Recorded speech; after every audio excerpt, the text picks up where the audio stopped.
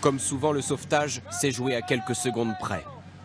Ces gardes-côtes italiens se précipitent vers cet homme, seul, en pleine mer, au bord de la noyade. À la force des bras, il extrait des os. Mais l'opération est loin d'être terminée. Un peu plus loin, un autre migrant. Lui s'accroche au gouvernail du bateau pour ne pas couler. Les sauveteurs lui jettent une bouée.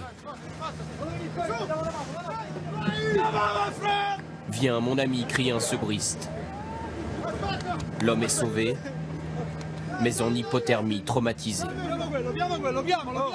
En 2 jours, 5000 personnes venues de toute l'Afrique ont été secourues. Le nombre de traversées a brutalement augmenté car les conditions météo se sont améliorées.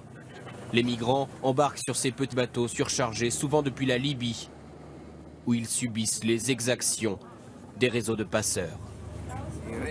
Là-bas, on nous arrête, on nous vole, on nous enferme. Ils nous prennent tout notre argent. On avait peur. Ils ne nous traitent pas comme des humains, mais comme des animaux.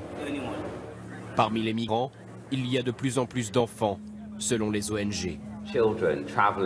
Certains mineurs font la traversée seuls. Beaucoup sont adolescents, mais d'autres n'ont que 9 ou 10 ans. Chaque jour ou presque, des migrants meurent en tentant de rejoindre l'Europe. Au moins 1200 ont perdu la vie au large de la Libye depuis le début de l'année. Et on retrouve en direct d'Europe notre correspondant François Baudonnet. François, comment l'Italie, les autorités, la population réagissent à cette situation des migrants ?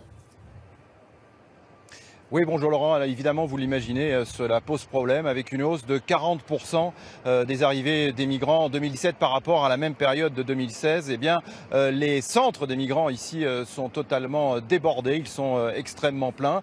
Et jeudi soir, à Milan, un jeune Tunisien d'une vingtaine d'années a agressé au couteau des militaires qui se trouvaient dans la gare de Milan. Et vous l'imaginez, la Ligue du Nord, qui est un parti ouvertement anti-étranger, s'est immédiatement saisie de l'affaire. Et à l'inverse, hier, toujours à Milan, eh bien, plus de 100 000 personnes, c'est un nombre absolument considérable pour l'Italie, ont manifesté dans les rues de Milan pour dire au contraire leur soutien aux migrants. Ils disaient: nous ne sommes pas là pour construire des murs. Vous le voyez, Laurent, c'est donc un pays qui est profondément divisé, avec peut-être un seul point commun qui réunit tous les Italiens. Ils ont le sentiment d'être oubliés et que l'Europe les laisse seuls. Merci beaucoup François. En bref.